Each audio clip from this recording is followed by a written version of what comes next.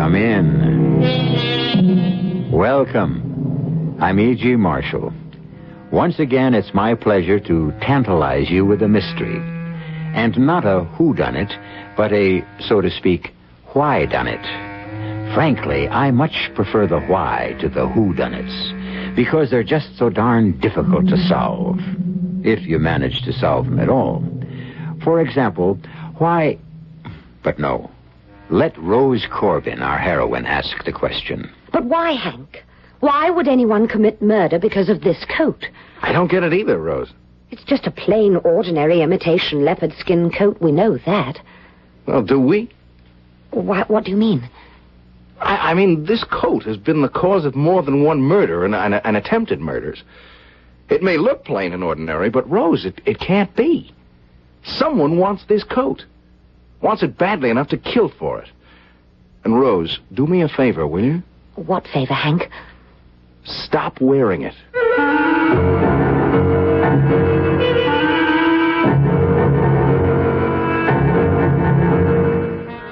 Our mystery drama, Roses Are for Funerals, was written especially for the Mystery Theater by George Lothar and stars Carol Shelley. It is sponsored in part by Buick Motor Division and Uncle Ben's Long Grain and Wild Rice. I'll be back shortly with Act One.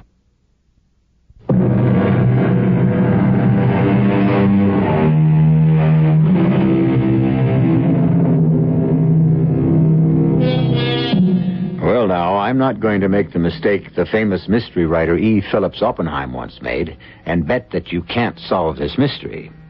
You know what happened to him. You don't? Well, he bet his readers a large sum of money that they couldn't solve the mystery. And many of them did. So, no bets. Tell you what I will do, though. I'll play fair, as always, and make sure you have all the clues I have. Every single one.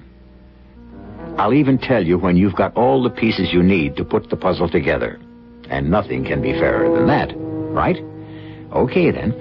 Let's start at Kennedy International Airport, in a passenger lounge where a very attractive young lady named Rose Corbin sits patiently waiting for her cousin, Hank North.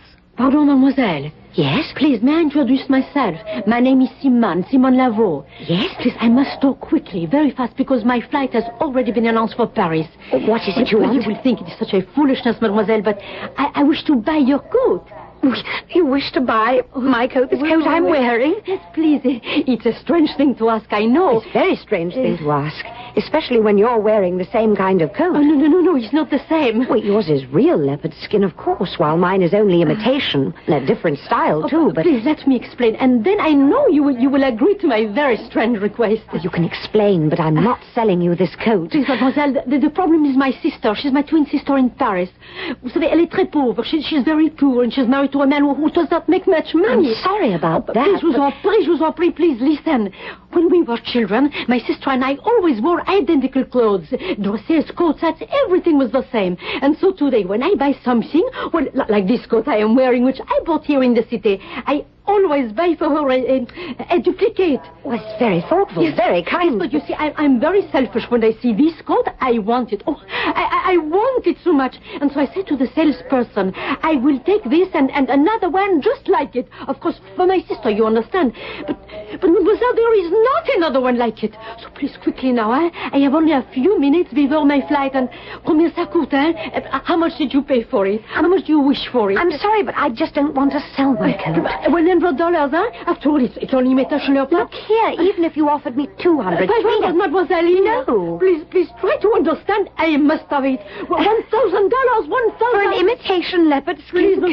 Well, if you're so concerned over your sister having a coat like yours, buy her one when you get to Paris. It's too late, mademoiselle. She's meeting me at the airport, and she will say, where is my coat? And I shall have I'm sorry. I'm really very sorry, but... Please, here, $1,000, and I take the coat. Please, what are you doing? Take your hands off. Please, will you? Don't you look, you tall. You ripped the tail. Hey, cool it. Go away. Yes, I'll be happy to if one of you isn't Rose Corbin. Oh, that's me. Are you Hank? Yeah, that's me. I was pretty sure you were Rose. You're wearing that rose in your coat lapel. What is all of this? Well, this woman insists that I sell her my coat. But they have offered her $1,000. But if my cousin doesn't want to sell, you don't want to, do you, Rose? No. Well... But I do time to argue. I shall miss my flight. Please, please, I beg of you, sell it to me. Look, I'd better find a cop. No, don't do that, please. Well, then you must be on your way. Please, the coat, I must have it. Okay, there's a cop over there. I'll just go and... No, please, I'm going. I'm going, Schwalbe. Oh, thank you, Hank. I'm so glad you came along when you did. She gave you a hard time, huh? Well, she tried to tear the coat off me, even ripped my lapel. She put a kind of crimp in your rose, too. Broke the stem. I might as well throw that away. Now it's served its purpose. Well, there's no need for that. Look, I think I can repin it. Oh, thank you. Let's see. Say, it's still pretty fresh. In fact, it's very fresh. After an 8-hour trip from London. I didn't get it in London. I got it here, at the airport florist, when I landed. When I told you I'd be wearing a rose so that you'd recognize me, well, I decided if the girl looked wilted, at least the rose didn't have to. Well, there you are. Good as new. Oh, thank you. Except for your torn lapel. Mother will take care of that. Okay. I've got your bag, so let's go. Fun city awaits you, Cousin Rose. Hank? She seems to be awaiting me, too. What? Oh, the French girl, see? She still hasn't gone through the flight gate. She's standing there looking at us as if she was still hoping to buy this coat. Ah, forget it. The world is full of nuts. Let's go.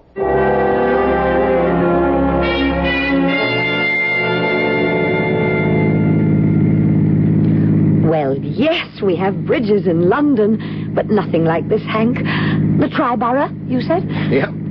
Look over there. How's that for your first sight of New York City? Oh, it's sensational. It's too bad you didn't arrive at night. That skyline all lit up. It's out of sight. I'm sure it is. Oh, Hank, I'm so grateful to you and Aunt Ruth, letting me stay with you on my first trip to the States. Letting you stay? They're happy to have you. In fact, now that I see you, I'm delighted to have you. And very glad we're cousins twice removed. Why? Well, it makes us kissing cousins. I hope you're right. About being second cousins, I mean. Personally, I can't figure it out. Maybe you, with that lawyer's brain of yours. Hey, what in... What is it? What's wrong? That car next to us. Hey, watch it. Hey, man, you're too darn close. Oh, good heavens, they certainly are. Crazy fools. What are you doing? Get over. We'll have an accident. Well, we sure will if they do... Well, they got the idea. They're pulling ahead, thank heaven. Pulling ahead, but right in front of us. Now, what in Hank, look out, they've stopped. Oh! Rose, are you okay? I don't know, Hey, here, what do you think you're doing? You, quick. Me? Yes, you. Give me that. Oh, never mind. I'll take it. Hey, take your hands off her. What kind of a nut are you? Let her alone. Coat, he's trying to take my coat. Get your hands off her, I said. All right. Hank, you've knocked him out. No, he's getting up. Come back here, you dirty creep. Hank, don't go after him. He could be armed. You could be hurt. He's getting back in his car. Get the license number. All right. Quick, Rose, the glove compartment, pad and a pencil. Right. Jot the number down. Quick. He's burning rubber to get away fast.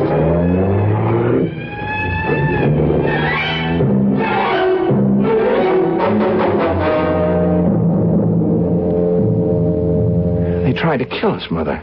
They did. I know they did. And he, the man who jumped from their car and ran back to ours, he wanted my coat as badly as that woman at the airport. It's unbelievable. It's altogether unbelievable. It's incredible. That's what it is. Now, just a minute. You say she was willing to pay $1,000 for it. For imitation leopard skin. But she wanted it and had to have it for her twin sister? Yeah, well, I don't buy that, Mother. This second attempt to get a hold of the coat. I mean, by a guy who was ready to kill us in an accident if it turned out that way. No. There's something about that coat. Something somebody wants. Yes, but what could anyone want with an imitation leopard skin coat? Where'd you buy it, Rose? Harrods in London. I wish I knew how to straighten out the mystery of Rose's coat. Oh, dear. You don't straighten out a mystery. You solve it. And I ought to know. I've read hundreds of them every year. Solve most of them, too. We'll try solving this one, then, Aunt Ruth. Well, as a matter of fact, I've been thinking, and I may have the answer. You have? Just may have. Would you bring me the coat, dear? Of course. I won't be a minute. What do you think of her, Mother? Oh, she's beautiful, and she's just so charming, so poised. She may not have much money, son, but she does know how to wear clothes. And with a figure like that, the clothes wear her. Well, I don't mind saying she's exactly the sort of girl I hoped you'd marry one day. Yeah, well, in that case, I'm glad she came over. I'm glad you invited her. Oh, Oh, that's why I invited her. Here it is, Aunt Ruth. Thank you, my dear. Oh, this rose you wore is wilted, poor thing. Small wonder. It's really taken a battering. I suppose it just decided to give up. Mother, what are you doing? Now you know my methods, Watson. Apply them. I'm examining the lining. The lining? Oh, no, I could be wrong, but it wouldn't surprise me if something were hidden in this lining. For what, for goodness sake? Well, let me see. Certainly not jewels, or I'd be able to feel them. You're going over that lining like an expert, Mother. Well, that's what comes of being a mystery story addict. Oh, wait. Not heroin either. Heroin? Oh, it's been done. Well, not anymore, though. The customs people were onto that, ages ago. I'll go. Now, if heroin were concealed in the lining, I'd be able to feel the crinkly little glassine envelopes. Oh. What? There's nothing hidden in the lining. Nothing I can see, anyway. Oh, was it paper delivery, dear? Yeah. Now, why are you looking at the front page? It's as if you've just been shocked out of a year's growth. Because it could be I just have been. Hank? Listen to this. Headline reads, Woman murdered on Paris-bound plane. What? A woman identified as Simone Laveau of Paris, France. That's her. That's the woman who wanted to buy my coat. I know. Just listen now.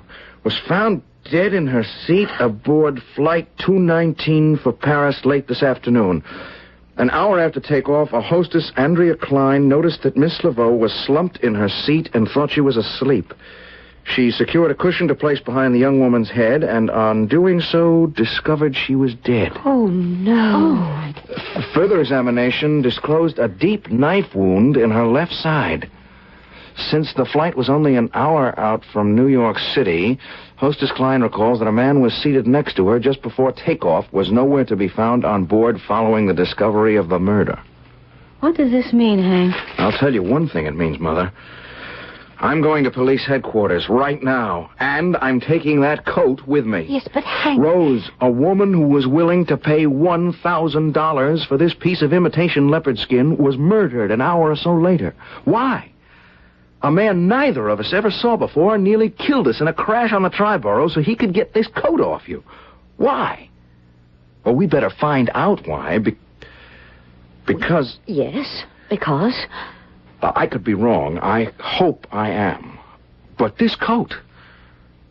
It could be a death warrant, Rose. Whose? Yours. Now, of course, you're thinking, so Ruth North, Hank's mother, examined the lining of that coat and found nothing. So what? Obviously, the coat contains something. Maybe it does, then again, maybe it doesn't. In fact, to be absolutely truthful with you, no. Why should I be? You have all the clues. Use them. I'll be back shortly for Act 2.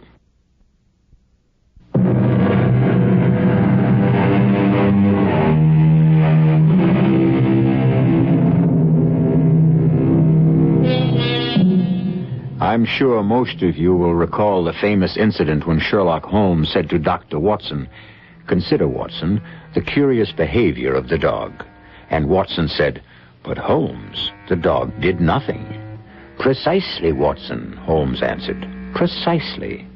Now that, my dear listeners, is precisely the sort of clue you now have in your possession, and like Watson, must figure out for yourselves. I can almost hear Holmes saying, "But consider the coat, Watson, the imitation leopard skin coat," and Watson answering, "But the coat is valueless, Holmes," and Holmes nodding wisely as he replies, "Precisely, Watson, precisely." Now, shall we go on? Joe. Hello. Contact ballistics. I'm fabrics. They're bullets. And that's what you want to know about. Joe, listen. Granted, I have what you call a special flair for forensic, but... Okay. I'll look into it. Yeah. Leave it to me, Joe. Bye.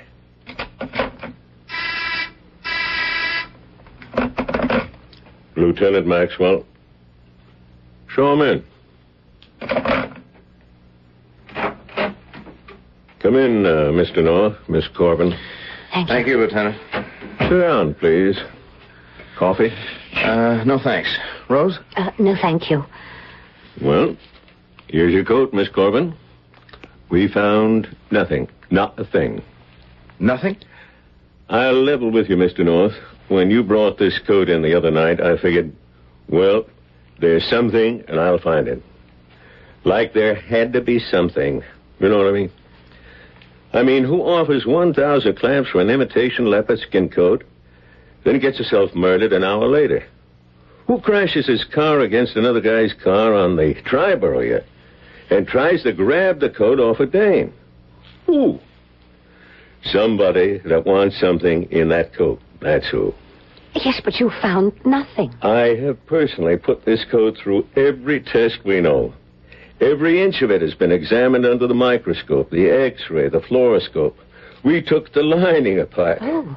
And don't worry, we put it back together again better than before. It's beautiful. And, full of black. Well, I don't get it, Lieutenant. I mean, if it was just that woman willing to pay $1,000 for this coat, but a guy crashing his car into mine on the bridge and then trying to rip that coat off Rose, Miss Corbin. Lieutenant, there's got to be something about this coat. Well, I felt the same way myself, Mr. North, but there's nothing. No invisible markings, nothing hidden in the seams, nothing between the layers of the fabric and the collar. Nothing. So, to be honest with you, I don't get it either. Excuse me, could I ask a question? Certainly. What about the woman, Simone Laveau? Have you found out why she was murdered? No, I checked a couple of times with homicide. Last time, 20 minutes ago. We got nothing here on her. Us, the FBI, the T-boys. Right now we're checking the CIA and Interpol. They could maybe have something, but it'll take a little time. Well, thanks, Lieutenant. You'll let us know if anything turns up? You'd better believe it, Mr. North.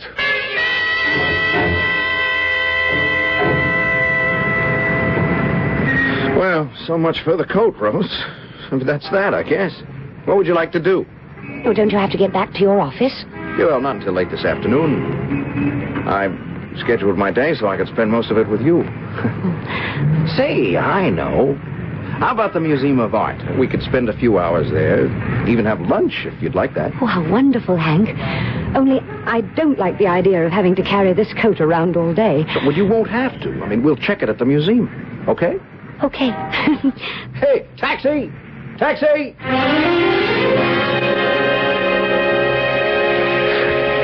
Enjoy your sandwich, Rose? Oh, yes, only I'm so full. You Americans make much bigger sandwiches than we do in Britain. The American way. Everything on a big scale. Ah. Well, you feel up to looking at some more paintings? Hank, would you mind? I really don't. 2 hours walking around those galleries upstairs. Oh, sure. You're tired. Look, I'll tell you what. I'll drop you off at home and then head downtown to my office. Are you sure you don't mind? Oh, to be honest, Rose, I do. I mean, I want to spend as much time with you as I can. You want to stop and look at the Greek and Roman sarcophaguses? Sarcophagi? Tombs?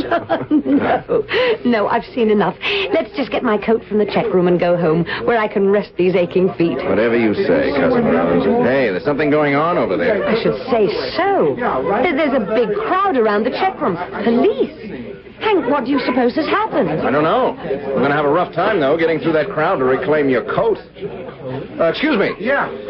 Do you know what's going on over there? There's been a murder, I think. A murder? Yeah, a robbery or a theft or whatever it's called. Anyway, somebody stole a coat. A coat? Yeah, that's what I heard. You don't happen to know what kind of coat? Yeah, I think they said a leopard skin coat, somebody said. Imitation leopard. Another cup, Rose? Oh, thank you. I'm getting to like coffee. Oh, or is that another way of saying you don't care for my tea? Oh, no. No. Tea or coffee, when you finish that, I think it'd be smart to stretch out for a while and have yourself a nap. I mean, you've had kind of a rough day. Tiring anyhow. Well, at least you're rid of that coat once and for all. Now, you don't have to worry about that anymore. But you don't, dear. I don't. Well, I just don't know. I'm not so sure. What do you mean? I have sort of... I don't know. A feeling that what happened at the museum today isn't the end of all this. For me, I mean. Oh, now, it's nothing more than nerves, my dear. It's just nerves. Perhaps, but I don't think so. Maybe it's the mystery of the thing. Not knowing why someone wanted that coat badly enough to kill for it. Murder for it. Looks like we'll never know now. Well, look, it's over now, and we can forget it, as Mother says. And now, if you ladies will excuse me... Well, where are you going? To the office. Oh, but this late in the afternoon, it's after 4. And the brief I wanted to finish up at 3 is still waiting to be finished. Now, Hank, you work too hard. Couldn't it wait until tomorrow? Don't forget there's the theater tonight. I'll be back at 6:30, the latest, so don't... I'll get it. Hello? That you, Mr. North? Yes. Lieutenant Maxwell? Yeah, I tried you at your office. They said I might find you at home. You gonna be there another hour or so? Well, if it's important... I think it is. I've got the answer. Anyhow, I think I've got the answer to our little mystery. I want to come over and check it out. Yeah, well, sure, but what is the answer? One thing, Mr. North, we got a report from the Paris branch of Interpol on the Simone Laveau woman. Yeah, what about her? She was a foreign agent, one of the higher-ups in a spy ring. A spy ring? Spy ring?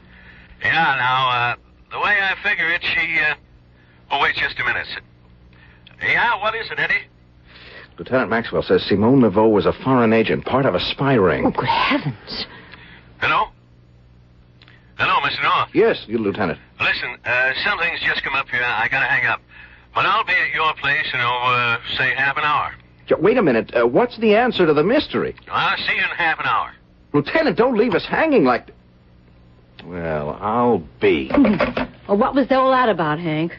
Well, Maxwell says he has the answer to the mystery, or he thinks he has. He'll be over here in half an hour to check it out. What is the answer? He didn't tell me.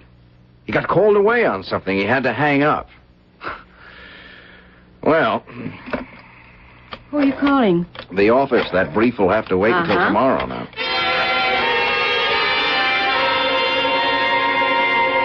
Well, where is he? Well, give him time, Mother. Give him time. But it's nearly 6 o'clock. He should have been here at least an hour ago, and we are going to the theater tonight, remember? Yeah, well, we may have to skip that. I'm so sorry, Aunt Ruth. Oh, that's all right, my dear. It's not your fault. Well, somehow I feel it is. Rose, how could it possibly be your fault? Well, I'm the one who bought that silly coat at Harrods, and if I hadn't bought it, none of this would have happened. Not to you, perhaps, but certainly to someone else, if someone did buy it. Now, for all we know, if you hadn't bought it, it could still be hanging on the rack in London. Yes, well, I wish it were. It isn't nerves, Aunt Ruth. It's knowing that because of that coat, 2 people were murdered. Hank and I came close to death in that car crash, and...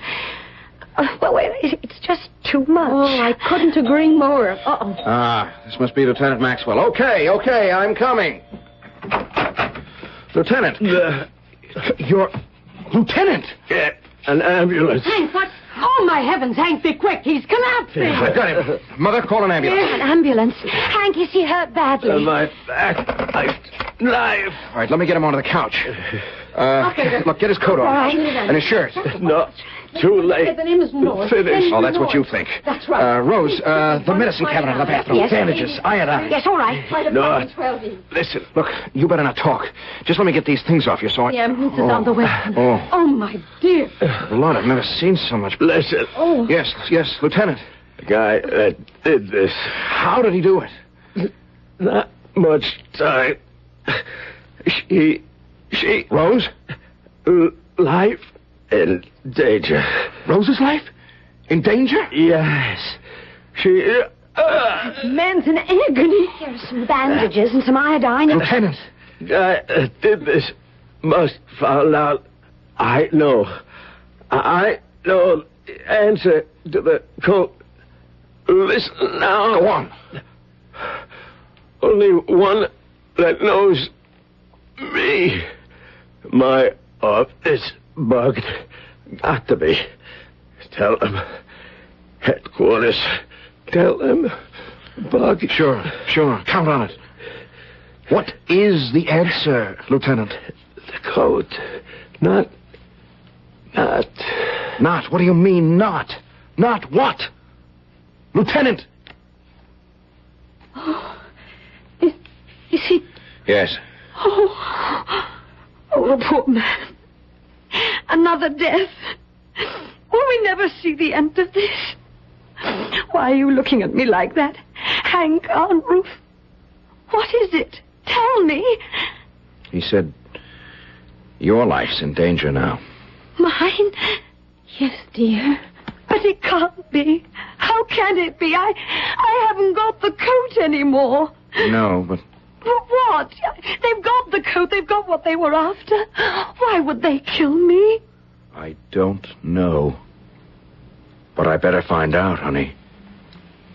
I damn well better find out.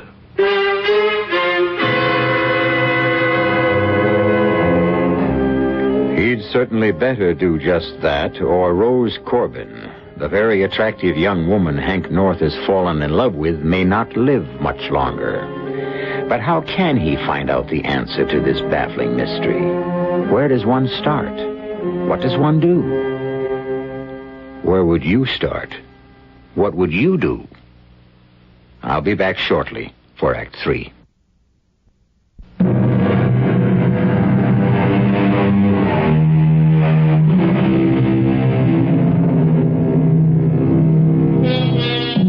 Well, now, let's see where we are.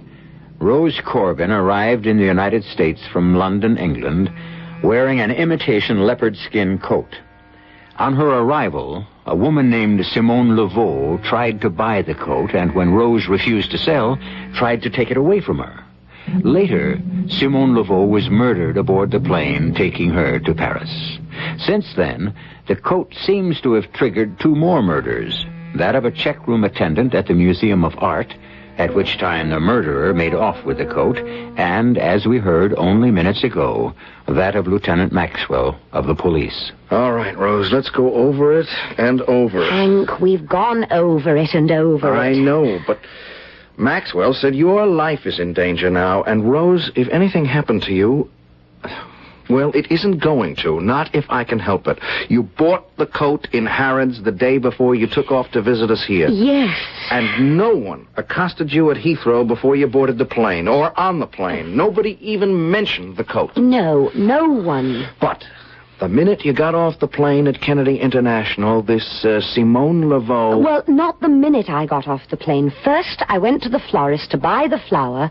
The rose I said I'd wear so you'd recognize me. Yeah, but just after that... She came up to me and asked to buy the coat and got very upset when I said I wouldn't sell it. I mean, practically began to tear it off me. I just don't get it. We know there was nothing hidden in the coat. No invisible message, nothing.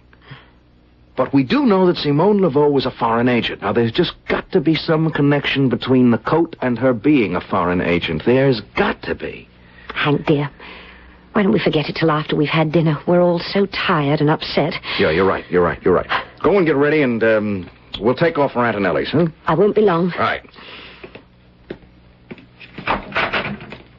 What? Who are you? What are you doing there? Rose, what is it? Hank? What's the matter? What? There's a man here in my room. He's just fled. He's gone out the window. It's too dark to see. He's probably down the fire escape by now. What was he doing? Well, see for yourself. I mean, look at the mess he made of my dressing table. He was going through the drawers. And your jewel case. Well, there's junk jewelry, most of it. Oh, this is all we need right now. A sneak thief on top of everything else. Check your things. All right. See what he got away with, if anything. Look, I'll call the police.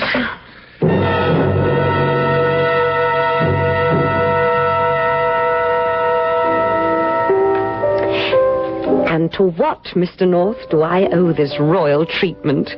Royal treatment? Well, a call from your secretary saying to meet you at 5 o'clock at this swank watering hole, and then the arrival by messenger of this absolutely lovely little nosegay with instructions to wear it. Well, you leave tomorrow for England, and there's something I want to say to you. Something important. That's why I wanted to meet you here, alone and without Mother this time, and... Well, as for the little nosegay, it's just a little something to make the occasion. Well, here I am, wearing my most attractive suit and the nosegay. So what do you want to say? Good afternoon. May I take your order? Martini, Rose? Rose? What? Martini? Yes. 2 martinis, waiter. Very dry. Yes, sir. Would Madame like me to take her jacket? Take my jacket? It's a bit warm in here this afternoon, and I thought... No, thank you. I'm quite comfortable. Certainly, Madame. 2 martinis. Well, now, Rose, what I wanted to say... Something wrong? No. I was just wondering if I'd seen that waiter somewhere before. Not likely. Well, now, Yes. Well, now what? Rose, we've only known each other for a few weeks, but in that short time, I've fallen in love with you, and I want you to marry me. Will you? Of course. Of course. Just like that? What did you expect me to say? Oh, sir, this is so sudden. No, but... I'm in love with you too, Hank. Head over heels. Oh, Rose. Well, I guess it's time then for me to give you this. Oh, Hank. Oh, it's gorgeous. Oh, darling, that diamond must have cost a fortune. You're worth a fortune. Hold out your hand. There. Oh, thank you, dearest. Thank you so much.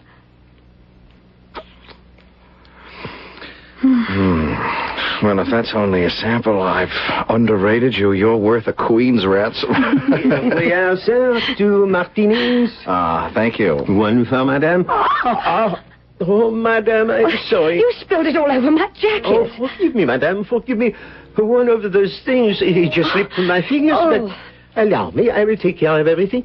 Let me have the jacket, Madame, and I will dry it in the kitchen. It's all right. I can wipe it with my napkin. No, Madame, it is my fault. You must allow me. Please, will you take your hands off me? I said But I insist. All right, now, will you stop? I only wish. Well, the lady doesn't wish. Now, just forget it and bring another martini. Yes, sir. Very good, sir. Oh, I'm awfully sorry this happened, darling. Are you sure you... Rose, what... That waiter. What about him? I remember now.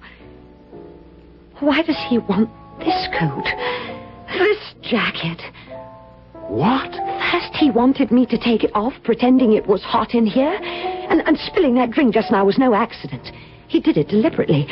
Rose, I don't understand. Hank, he is the man who caused that accident on our way from the airport. The man who tried to rip the leopard skin coat off me. Oh, Hank, what is this all about?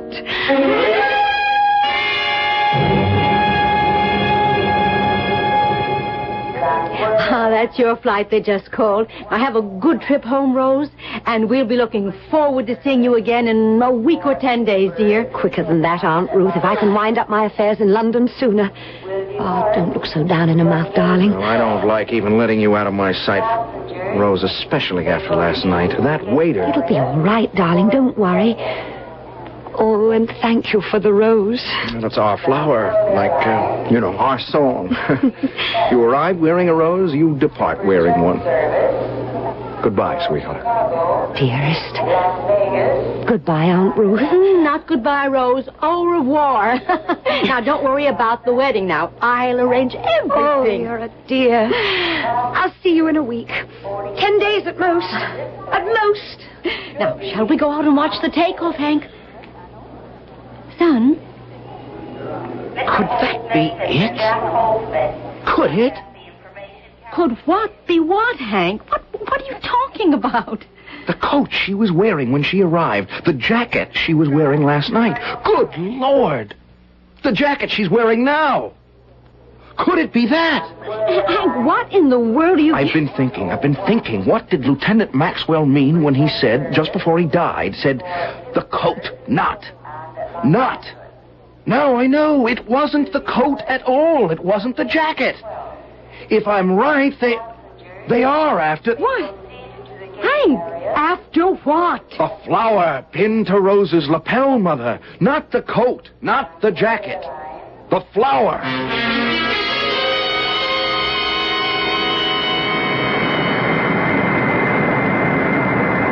Well, airborne at last and headed for dear old England, young lady. Hmm? Oh, yes. Since we're seated next to each other, let me introduce myself. Emil Temko? Rose Corbin. Have you been visiting in the States long? Not really. A few weeks. I'm going to... how did you know that? Well, how did I know? Well, that I was visiting in the States. I could be living there. I could be an American citizen for all you know. I assumed your accent. Who are you? Behind those dark glasses? You're a very perceptive young woman, Miss Corbin. No, don't. Not a move. Or I'll give you what I gave Simone Laveau. That's it. No quick moves, no panic. Good. Just relax now. Enjoy the trip. And we'll be at Heathrow Airport before you know it. Enjoy the trip. I would if I were you. It's the last trip you're ever going to make.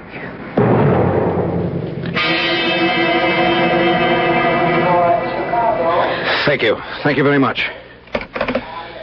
Well? We're to go to the operations office at once. He said he'd have a government agent there by then. Come on.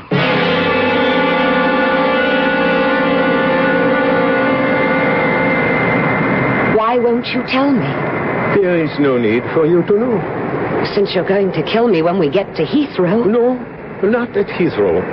I'll take you to my place in London, in Soho. And really, I'm sorry about the need to kill you, but I must. Why? Why must you? Because you know my face, and in my business, that's a serious liability for the victim.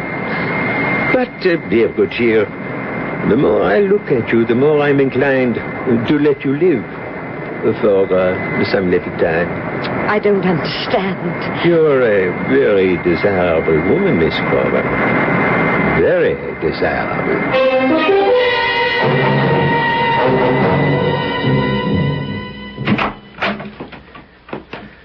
Yes, Hank, what... The government men said to wait here. Yes, but... They're going to radio the pilot. Oh. I gave them as clear a description of the man, the guy who tried to get the coat from Rose in that accident on the bridge and who palmed himself off as a waiter last night. And then what?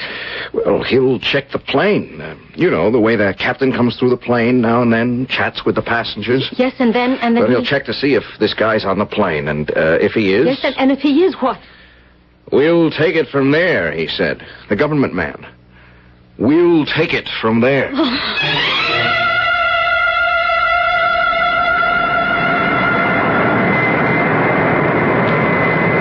Did you enjoy the movie? Are you joking? No, just making small talk. If you must talk, why not tell me what it is you want? Why did you cause that accident on the Triborough Bridge and try to get the jacket I had on last night? What is it you're after? Patience, Miss Corbin. We'll be landing at the Heathrow in half an hour. Another hour or so, we'll be at my place in Soho.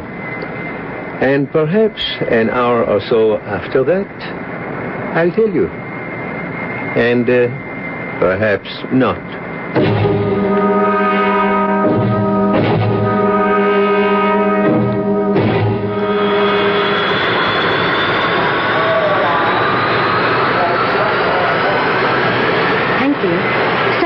Are you sure that... Mother, there are at least a dozen plainclothes police and government men down there disguised as airport attendants. The minute they disembark... There. Oh. They've rolled the landing platform in place. The door is opening. Yes, well, that man, whoever he is, discovers that this isn't Heathrow. Well, don't worry. Everything has been arranged. There they are. Rose and the man. There's the captain right behind them. Oh. And they're walking right into the arms of... Rose, the fool! He put up a fight!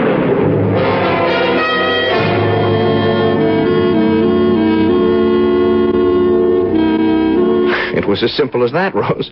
I mean, the captain turned the plane around and circled Kennedy International for a few hours, pretending you were flying to Heathrow. You fooled me, but not him. Halfway down the steps of that landing platform, he realized... And he foolishly tried to shoot things out. Oh, I know. I suppose I ought to feel sorry for him, but I just... It's understandable. Oh, it's all just unbelievable. When I think that because I said I'd wear a rose and bought one at the airport when I arrived... Well, the attendant at the florist shop, an agent who'd been planted there, would never have mistaken you for Simone Laveau and pinned that rose to your lapel with... Well, I guess you could call it the fatal pin. Now, I'm still not sure I've got this straight, dear. Now, let me see. She, on her way to Paris, was to go into the florist shop wearing a leopard skin coat and ask for a rose, right? Now, that was the agent's cue to use the, what you called the fatal pin. Exactly. See, Emil Tenko knew he was under surveillance, and so he had a problem. I mean, how to get that top-secret information out of the country. So he had it engraved on the head of a pin. You know, Aunt Ruth, the way they engraved the Lord's Prayer on a pinhead. The trouble began when the agent thought that I was Simone Laveau on her way to Paris, wearing an almost identical leopard skin coat to mine. And naturally, when Rose threw the rose away after it wilted, she kept the pin. And used it again last night to pin on the nosegay I gave her. Well, it's all over, and thank heaven it is. Rose, how about some dinner? I'm starving. But before we go, I am going to change out of this suit into a dress. Oh, and Hank, dear. Yes, sweetheart. No flowers, please. Not for a long, long time. No flowers, please.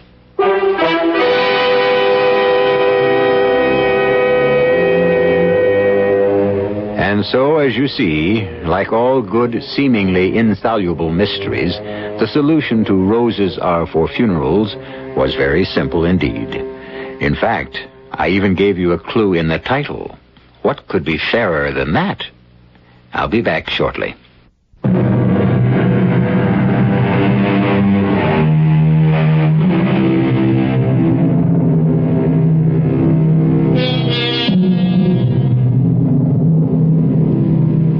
Mysteries, it seems to me, are like a magic show. Like the magician, the author shows you everything, but directs your attention elsewhere. Perhaps I should say misdirects it. So be on your guard next time. Oh, yes, there will be a next time. And although I'll always play 100% fair with you, I warn you now, I'll do all I can to mislead you. Can you blame me? Our cast included Carol Shelley, Tony Roberts, Mildred Clinton, and Dan Acco. The entire production was under the direction of Himan Brown. And now, a preview of our next tale. Gretchen, what's come over you? You seem so different, so... Yes? Well, you always struck me as well, I'll say it, a very quiet little person. And now you glow all over. I feel there's a glow inside me. Ah, Gretchen, it's beautiful. But I see now it's an awful beauty. It's a frightening beauty. Fear and terror. It's all part of beauty. Those crimson flowers, that red. It's like the red of blood. These flowers, they look as if they're being nourished with blood. They are, Porter. They are. How did you know? Radio Mystery Theater was sponsored in part by imported Vigna Rosé wine. This is E.G. Marshall inviting you to return to our Mystery Theater for another adventure in the macabre. Until next time, pleasant dreams.